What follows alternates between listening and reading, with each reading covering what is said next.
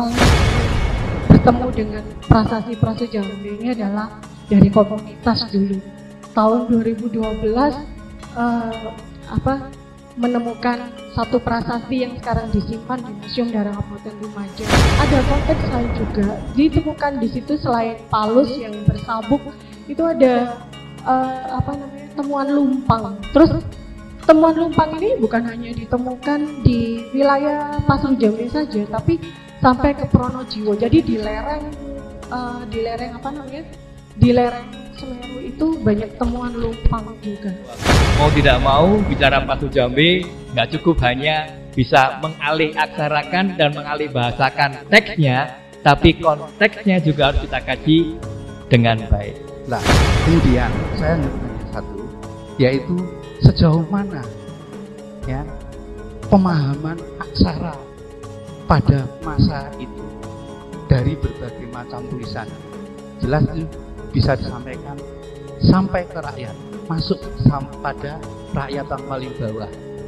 Ternyata setelah saya mendapatkan konfirmasi dari temuan di lereng Gunung Merbabu, menjadi yakin bahwa itu adalah angka.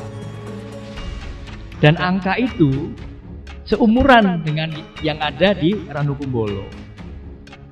Nah, itu kalau konversi Maseinya itu berada di awal abad 16 Masehi.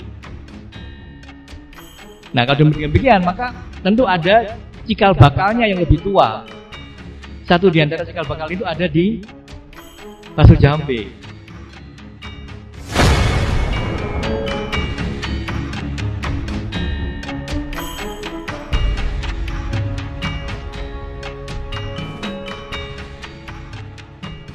Terima kasih banyak Pak Ismail Lutfi.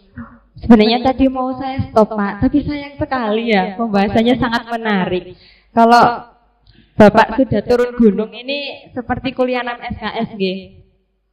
Jadi ada beberapa poin sebenarnya dari pemaparan oleh kedua materi pagi hari ini. Jadi karena waktunya sangat singkat sekali, saya buka sesi diskusi untuk dua penanya dulu nggih.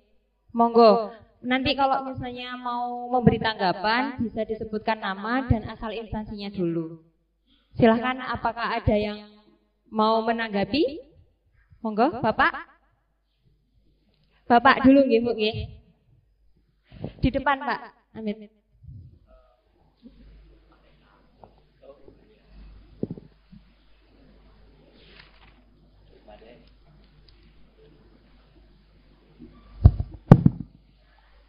Nama saya Yanu Irwan Prastio, dari Guru Seni Budaya SMP Negeri 2 Jabon, perwakilan dari MGMP Seni Budaya Sidoarjo. Saya mau menanyakan dalam penemuan prasasti Pasru Jambe tersebut, itu tadi ada banyak ya, sekitar 100. Oh iya. Dari situ itu ada tulisan-tulisan atau mungkin gambar di situ. Apa memungkinkan dari batu-batu tersebut itu sebuah pecahan dari atas, atau mungkin sudah berupa serpian-serpian itu. Jadi yang saya tanyakan itu apa bentuknya utuh atau sudah merupakan serpian-serpian, agar kalau dirangkai itu bisa menjadi satu kesatuan, atau mungkin sudah berupa serpian-serpian itu. Itu aja sebenarnya. Terima kasih. Terima kasih Bapak. Oh, ditanggapi langsung mawon? Oh, nggih. Baik, untuk penanya kedua, monggo Ibu. Ajeng, Pak.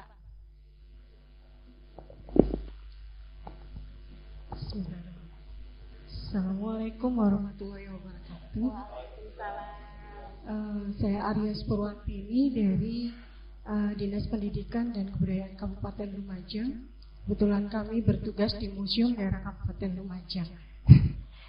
Ini saya berhadapan dengan suhu saya, Pak Ismail Lutfi. juga apa Mas Teguh, beberapa saya baru ketemu tapi sering WA gara-gara prasasti terus jalan. Terus kemudian juga terima kasih atas undangan dari Bu Idayul kepada Museum Daerah Kabupaten Lumajang dalam seminar ini. Ini sangat spesial, terutama mengupas tentang prasasti Pasru Jambi. Kalau misalnya dari kronologinya tadi sudah dijelaskan banyak oleh Mas Teguh, juga arti-arti yang dari Pak Lutfi sendiri, terus kemudian juga kami sebenarnya saya sebelumnya dari komunitas sebenarnya awalnya bertemu dengan prasasti Pasru Jambi ini adalah dari komunitas dulu. Tahun 2012 menemukan satu prasasti yang sekarang disimpan di Museum Daerah Kabupaten Lumajang. Nah, terus kemudian tadi yang dikatakan Pak Lutfi tadi mengenai konteksnya itu di sebelah temuan prasasti itu ada rumah. Nah, beliau itu juga menyimpan keramik-keramik sebenarnya. Temuan keramik-keramik itu berasal dari Vietnam. Tapi memang tidak bisa diberikan atau tidak diberikan oleh penemunya karena sesuatu hal beliaunya ingin menyimpan. Nah, kemudian yang prasasti yang in situ tersebut dipindahkan itu pada verifikasi tahun 2012 oleh BPCB Jawa Timur waktu itu. Terus kemudian setelah dipindahkan di waktu itu adalah kantor Dinas Pariwisata dan Budaya. Nah, itu sebelum jadi Dinas Kebudayaan dan Pariwisata, itu sebelumnya kantor itu disimpan dari hasil verifikasi kemudian disimpan ke kantor Pariwisata dan Budaya gitu. Terus kemudian ada konteks lain juga ditemukan di situ selain palus yang bersabuk itu ada temuan lumpang. Jadi banyak sebenarnya temuan lumpang itu banyak. Terus temuan lumpang ini bukan hanya ditemukan di wilayah Pasru Jambi saja, tapi sampai ke Pronojiwo. Jadi di lereng Semeru itu banyak temuan lumpang juga. Nah, apakah itu bisa menjadi konteks? Apakah ada hunian atau permukiman di sana? Itu bisa jadi. Gitu. Kadang-kadang kita konteksnya itu tadi, di sana bisa jadi dulunya adalah lokasi-lokasi yang menjadi lokasi Kadewa Guruan. Kemudian di Semeru itu merupakan wilayah kebencanaan dan sebagainya. Nah, ini yang konteks-konteks itu yang saya dapatkan dari sini. Kemudian saya terima kasih juga kepada Emputan Tular untuk melakukan pemutakhiran data mengenai prasasti Pasru Jambi. Bismillahirrahmanirrahim. Wassalamualaikum warahmatullahi wabarakatuh. Baik, terima kasih Ibu atas pertanyaan atau tanggapannya. Mungkin langsung saja ya Bapak dan Mas Teguh bisa ditanggapi. Yang pertama itu pertanyaan dari ngapunten asmane sinten Bapak Daru. Oh, Daru Ikhwan nggih, guru seni budaya. Tadi pertanyaannya adalah apakah temuan-temuan dari prasasti Pasru Jambi ini merupakan bagian-bagian atau temuan-temuan utuh yang jika disatukan akan memiliki makna tertentu atau arti tertentu begitu Mas, silahkan. Terima kasih atas pertanyaannya. Mungkin saya langsung jawab. Batu-batu utuh Pak. Batu-batu itu memang utuh, ukurannya enggak sampai 1 meter, memang per bijinya, per setiap buahnya, setiap batunya itu enggak sampai 1 meter. Dan itu kemungkinan memang batu temuan kan di lokasi temuan itu disebut sumber rawa kan. Nah, Dan memang bahannya itu dari batu-batu kali. Jadi andesit yang batu andesit yang matang, apa ya bahasa istilahnya untuk secara umum itu matang kayak apa ngempal gitu. Nah, jadi inskripsi yang di Pasir Jambi itu memang tipis-tipis, tapi nggak sulit untuk hilang. Jadi dari 19 prasasti yang ada di sini, 18 prasasti yang ada di sini, yang rusak itu cuma satu, dan rusaknya itu bukan rusak karena aus, tapi rusaknya karena terbelah. Jadi inskripsi yang lain itu masih relatif utuh. Nah, maka dari itu Anton Wibisono itu yang di deskripsinya emang nyebut kemungkinan memang Sang Citraleka atau pemahat batu itu bahan batunya emang nggak jauh dari sana. Dan itu emang satu-satu, Pak. Nggak, itu bukan pecahan-pecahan atau apa, emang batu-batu kali yang nggak dirapikan, dan itu emang sengaja seperti itu. Nah, jadi kecil-kecil, ada yang paling kecil itu paling ukuran 30 cm sampai paling besar itu 50 sekian, seperti itu. Sebenarnya kalau di PPT emang nggak disebut secara rinci, tapi di laporan kami saya tulis seperti itu. Sampun.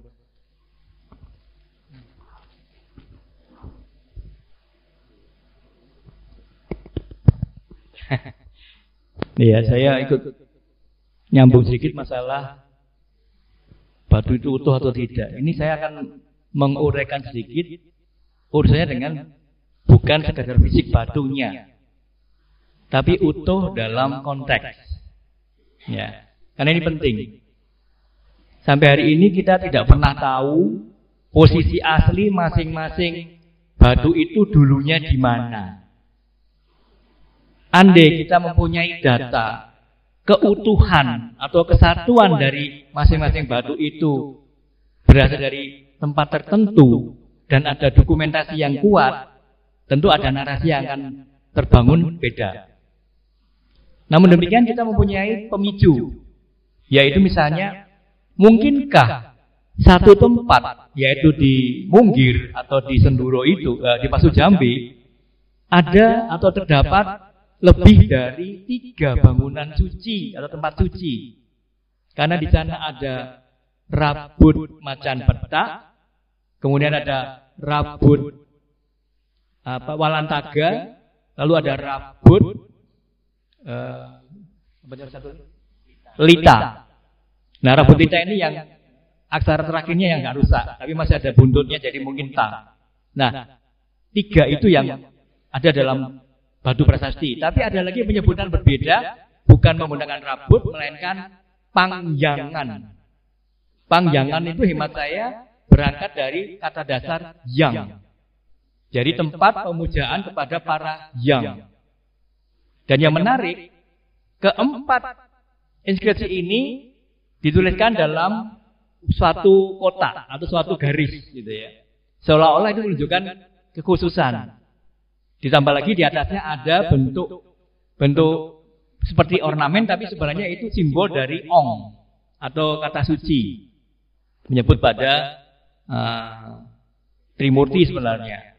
Nah, ini menarik. Jadi kita perlu mengetahui apakah mungkin dalam satu desa Pasir Jambi itu, Pasir Jambi kuno maksud saya, bisa muncul 3 atau 4 rabut atau bangunan keagamaan itu. Sedangkan kalau menggunakan contoh di Pararaton, antara rabut Gunung Lejar, rabut Gorontol, rabut Katu, itu jaraknya berkilo-kilometer satu dengan yang lain. Nah, ini juga perlu kita lihat bagaimana konteksnya, mengapa satu tempat bisa menyebut beberapa nama atau toponim bangunan keagamaan tadi. Nah, salah satu yang disampaikan oleh Pak Karto sebagai analisis adalah apakah mungkin orang dari Macan Putih Banyuwangi melakukan ritual pergi ke Pasir Jambi, meninggalkan jejak. Kami sudah sampai di sini.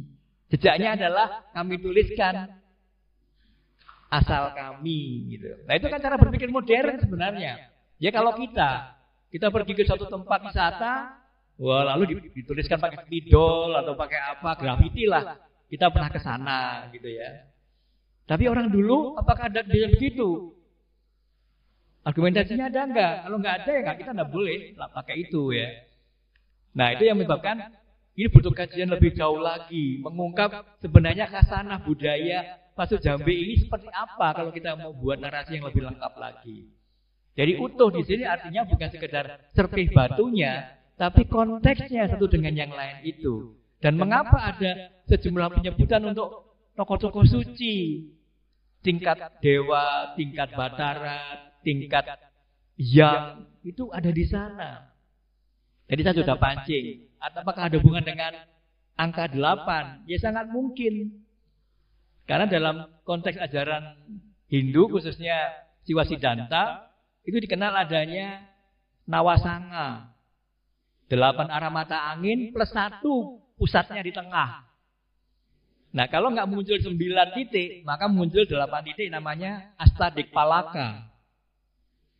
Nah, ini perlu kita kaji dulu. Jadi ini Bapak saya berikan masukan ya. Jadi kalau batunya sendiri secara arkeologis itu batu utuh.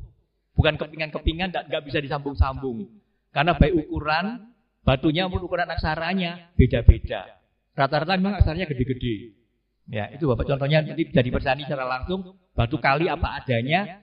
Hanya mungkin beberapa bagian permukaannya agak dihaluskan supaya bisa dipahatkan dengan baik.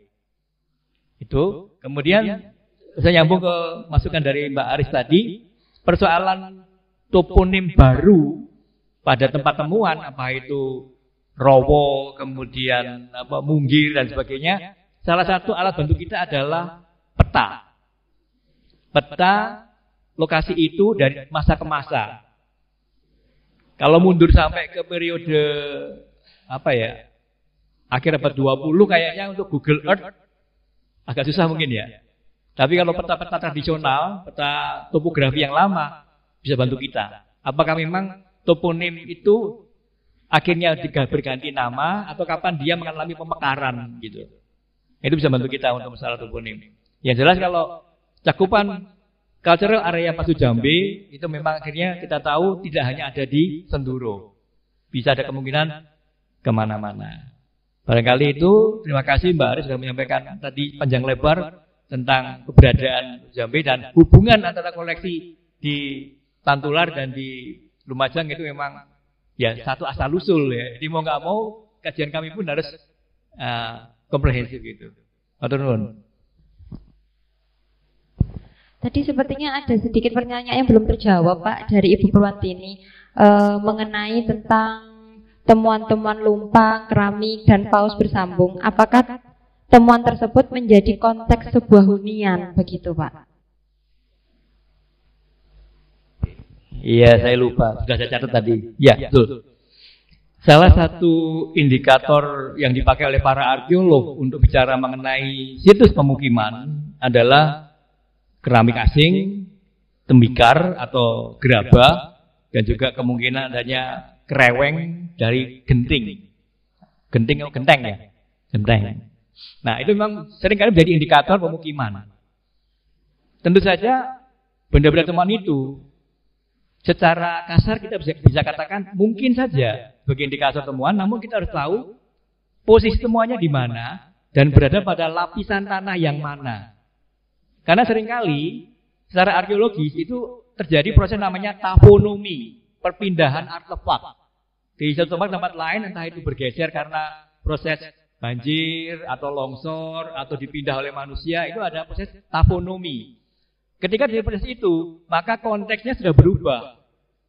Jadi kita harus lihat dulu, dia ditemukan pada lapisan tanah yang mana, dan kita bisa melacak lagi, lapisan tanah itu mewakili hidup pada abad berapa. Harus ada kajian dari sisi stratigrafi tanahnya juga. Dan juga kalau ada temuan yang keramik, kita bisa lihat dari mana asal-usulnya, dari abad berapa dikeluarkan. Gitu. Kalau Vietnam memang keramiknya istimewa, hampir sama dengan keramik Jepang itu istimewa. Tapi kalau Cina harus lebih teliti karena Cina itu keramiknya macam-macam, mulai dari dinasti Tang sampai dinasti Qing itu, panjang sekali masanya. Dan kantornya Mbak Aris sudah melakukan kajian terutama keramik-keramik yang ada di museum, termasuk numismatik atau goboknya sudah ada penjelasan luar biasa, bagus sekali. Tinggal masyarakat akses saja untuk tahu. Misalnya nemu kepeng atau gobok, cocokan aja ini dari dinasti yang mana. Barangkali itu mudah-mudahan bisa menjawab. Tunun. Terima kasih banyak Pak. Baik, karena ini masih ada waktu 10 menit lagi, monggo. Ada penanya terakhir nggih. Satu penanya mawon nggih Pak nggih. Bapak monggo.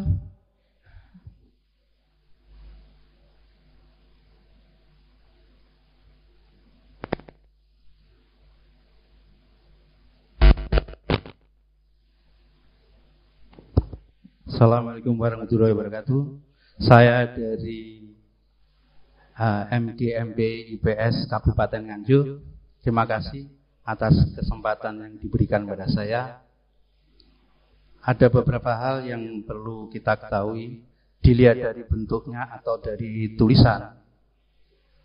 Dari prasasti-prasasti ini sungguh sangat menarik. Menariknya apa? Mungkin unik, lain daripada yang lain. Ini menunjukkan bahwa kita, bangsa kita adalah bangsa yang literer. Artinya literasi sudah sangat dikenal pada waktu itu. Dari yang paling prasasti dengan bentuk-bentuk yang luar biasa, baiknya bentuk kerajaan, mungkin di pusat kerajaan, dan ini yang paling di Pasir Jambe itu melihatnya sangat natural sekali. Artinya dari mulai kerajaan, dari pusat ibu kota sampai dengan itu salah satunya Pasir Jambe mewakili dari penulisan, boleh dikatakan rakyat paling jelata. Itu menunjukkan dari tulisan. Lah, kemudian saya hanya bertanya satu, yaitu sejauh mana ya pemahaman aksara pada masa itu dari berbagai macam tulisan ini. Jelas itu bisa disampaikan sampai ke rakyat, masuk pada rakyat yang paling bawah. Ya. Yang kedua, melihat tulisan-tulisan yang disebut yang hanya mungkin sepatah dua kata, jelas ini menunjukkan bahwa di tempat itu merupakan tempat yang mungkin masyarakat banyak berkumpul dan harapannya tulisan itu terbaca. Dengan demikian, apa boleh kita katakan tulisan yang semacam itu kita pandang sebagai suatu media untuk menuliskan pembelajaran bagi masyarakat sebagai pembelajaran moral etika masyarakat setempat. Demikian yang bisa saya sampaikan. Mungkin Bapak Lutfi akan memberikan penjelasan lebih dalam pemaparannya. Terima kasih. Assalamualaikum warahmatullahi wabarakatuh. Terima kasih banyak Bapak. Bapak satu lagi nggih. Monggo Bapak yang di depan, Bapak Kabid.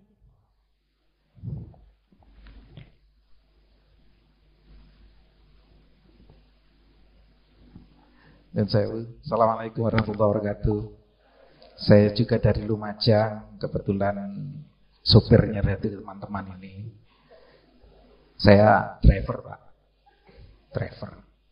Jadi tugas utama driver, tugas tambahannya kabid. Jadi karena memang tidak ada ada yang saya tertarik bukan karena tidak ada orang lain, memang saya ingin berangkat karena tertarik dengan Pasir Jambe. Saya sangat tertarik tadi dengan pernyataan Bapak Lutfi kaitan dengan pengaruh Pasir Jambe. Nah, ini mungkin ada di Merbabu, ada di mungkin ada di Jawa Barat dan sebagainya. Nah, ini yang menimbulkan pertanyaan bagi saya, adakah mungkin dari tulisan-tulisan yang ada itu terbaca tahun yang kemudian bisa dibandingkan dengan tempat yang lain di Merapi, Merbabu, tahunnya lebih tua mana?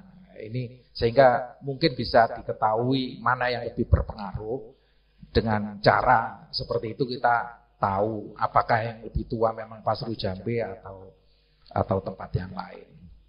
Satu hal yang memang sama, saya latar belakang dari geografi, kebetulan saya didapuk untuk bidang ini. Satu hal yang sama antara kedua yang jadi konteks tadi, Pasru Jambe dan Merapi Merbabu adalah satu tempat yang memang sering dikentuti oleh gunung berapi, kan gitu. Sering dapat bencana dapat rezeki kalau di Lumajang itu pasirnya itu banyak. Nah ini yang kemudian bisa saya menyampaikan bahwa mungkin bisa dikaji kembali Pak, untuk 3 rabut dan 1 pahyangan itu saya yakin dalam waktu yang berbeda. Yang membedakan kenapa pindah, salah satunya adalah gunung berapinya. Yang menyebabkan itu berpindah karena sudah mengalami letusan, kemudian berpindah karena keamanan dan sebagainya. Ini yang saya membaca bisa terjadi karena di Pasru Jambe itu sebenarnya tidak terlalu luas untuk amannya, daerah yang aman, tetapi hanya berbeda atas dan bawah, kemudian ada ke kanan ke kiri, itu tidak terlalu luas melihat konteks daerahnya, tidak sampai ke Senduronya, tidak sampai di Selogendingnya, tidak sampai di Kandangannya, tidak sampai di Ranupane, hanya di sekitaran satu desa kalau sekarang itu Pasru Jambe. Dan itu hanya ke atas dan ke bawah. Sekarang itu pun tidak lagi ada di tempat yang disebut Munggir, tidak di tempat disebut Jabon yang lebih tinggi, tetapi di lebih rendah, yaitu di Watu Klosot atau mungkin di Tawang Songonya. Sehingga ke dinamika gunung berapi ini saya meyakini bahwa menyebabkan ada 3 rabut tadi yang kemudian apakah dalam satu waktu, saya yakin tidak dalam satu waktu, tetapi karena ada bencana yang kemudian menjadi pusat kegiatan Pamujan itu berpindah. Mungkin ini jadi salah satu pemikiran yang berbeda dari pandangan saya. Terima kasih. Mohon maaf. Assalamualaikum warahmatullahi wabarakatuh. Assalamualaikum warahmatullahi wabarakatuh. Terima kasih banyak Bapak. Monggo Bapak Lutfi atau Mas Teguh dulu yang mau menanggapi. Pak Lutfi semua. Baik. Tadi pertanyaan pertama itu mengenai sejauh mana pemahaman aksara pada masa itu, dan pertanyaan kedua yaitu apakah tulisan dalam prasasti Pasru Jambe sebagai media pembelajaran masyarakat di masa tersebut, Pak. Monggo. Ya, wah terima kasih. Ini masukannya mengedukasi semua ini. Jadi jawaban saya sebenarnya harus berangkat dari hasil riset. Salah satu riset saya terkait dengan koleksi di Lumajang adalah tulisan pada prasasti Ranukumbolo. Ini yang membuat saya benar-benar tercengang ketika melakukan kajian itu. Saya mendapat kiriman foto kalau nggak salah dari Mas Rendra itu, lupa saya. Di lereng Gunung Merbabu itu ada batu yang tergores angka tahun. Ditemukan di ketinggian 2400 mdpl. Tingginya hampir sama dengan Ranukumbolo. Tapi yang buat saya tercengang adalah cara menuliskan, memahatkan angka tahunnya itu podo, sama persis. Jadi rupanya pemahaman orang dulu di abad 15-16 Masehi dalam hubungan dengan literasi angka tahun itu sudah menyebar tidak hanya di Jawa Timur tapi juga di Jawa Tengah. Jadi Ranukumbolo yang bagian awal tulisannya itu dahulu masih rancu antara ini kata atau angka. Ternyata setelah saya mendapatkan konfirmasi dari temuan di lereng Gunung Merbabu menjadi yakin bahwa itu adalah angka. Dan angka itu seumuran dengan yang ada di Ranukumbolo. Nah, itu kalau konversi Maseinya itu berada di awal abad 16 Masehi. Nah, kalau demikian maka tentu ada cikal bakalnya yang lebih tua. Satu di antara cikal bakal itu ada di Pasur-Jambe. Dan Pasur-Jambe ini kita beruntung karena koleksi yang ada di Tantular ada 2 angka tahun yang sama. Terbaca 1381 Saka. Ada 2 batu. Di bagian depannya bertulis Isaka. Artinya pada tahun Saka 1381. Sedangkan di Lumajang, di Museum Lumajang, ada 2 batu berangkat tahun dengan tahun yang sama. 1381. Ya. Cuma bedanya di sana ada tambahan la, jadi Isakala. Jadi Isakala, lalu muncul angka tahunnya. Ada 4 angka tahun yang sama. Tapi rupanya masih ada kemungkinan batu yang kelima. Ya. Minimal kalau kita menggunakan 4 batu ini, angka tahunnya sama. Apakah ada hubungan dengan rabut? Mungkinkah rabut-rabut itu diselesaikan pendiriannya pada tahun itu? Kan biasanya kalau orang memberikan tanda tahun kan setelah selesai dibangun kan, bukan mulai. Ketika mulai cukup dengan upacara, entah nanam kepala kerbau atau tumpengan ya. Tapi setelah akhir selesai diresmikan baru ada angka tahunnya. Apakah begitu? Tapi yang jelas 4 batu dengan angka tahun yang sama. Itu menarik.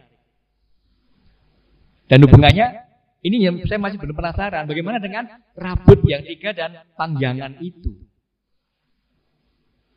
Nah ini menariknya di situ. Dari persoalan yang pertama tadi mengenai angka tahun itu, apakah ada hubungan dengan antara Merbabu dan Pasur-Jambe? Jelas. Ada hubungan secara, dari sisi sejarah literasi itu atau kebudayaannya sambung sebenarnya. Nah ini memang bagian penting berikutnya, kita masih membutuhkan data tambahan baru yang berikutnya untuk melakukan analisis lebih dalam lagi. Karena ini serpian-serpian. Ya, sebagaimana kami di arkeologi itu ilmu yang melakukan kajian dari tinggalan masa lampau yang sifatnya adalah residu masa lampau. Hanya sisa-sisa. Jadi sangat sulit untuk memberikan narasi yang sangat lengkap itu harus hati-hati betul, nggak boleh. Karena kembali lagi, apakah datanya memang bisa dibunyikan begitu atau tidak? Dan untuk bisa membunyikan data itu, analisisnya harus sesuai.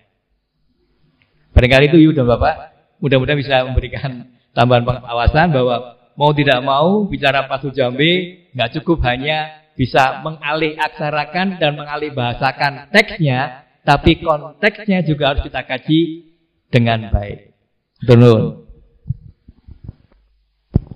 Terima kasih banyak Bapak Ismail Lutfi. Baiklah, dengan berakhirnya sesi diskusi ini juga mengakhiri seminar hasil mengenai koleksi arkeologis mengenai prasasti Pasur-Jambe. Sebelumnya izinkan saya untuk membacakan kesimpulan, yaitu pertama, penamaan prasasti Pasur-Jambe berdasarkan nama desa temuan, yaitu Desa Pasur-Jambe, Kabupaten Lumajang. Kemudian temuan prasasti juga tersebar di sekitar lereng Gunung Semeru dan Bromo yang saat ini jumlahnya mencapai 33 prasasti. Selain itu, aksara yang dipahatkan pada prasasti Pasur-Jambe juga disebut sebagai prasasti aksara gunung yang tidak hanya ditemukan di wilayah Jawa Timur, melainkan juga di wilayah Jawa Tengah. Kemudian, mengkaji prasasti tidak hanya fokus pada teks, harus juga mengenai konteks. Membicarakan prasasti Pasur-Jambe tidak lepas dari pembahasan Gunung Suci. Baik, sekian yang dapat saya sampaikan mengenai hasil seminar dan diskusi pada pagi hari ini. Tadi dibuka dengan pantun, kebetulan saya tidak punya pantun, tapi ada kata-kata motivasi dari bahasa Jawa kuno yang cukup menarik, yang bunyinya, Tanhana kalyana mitra mengeluhi dharma ikang manuhur, yang artinya tidak ada sahabat karib yang lebih baik melainkan ilmu pengetahuan yang tinggi manfaatnya. Saya tutup. Wassalamualaikum warahmatullahi wabarakatuh. Saya kembalikan kepada pembawa acara.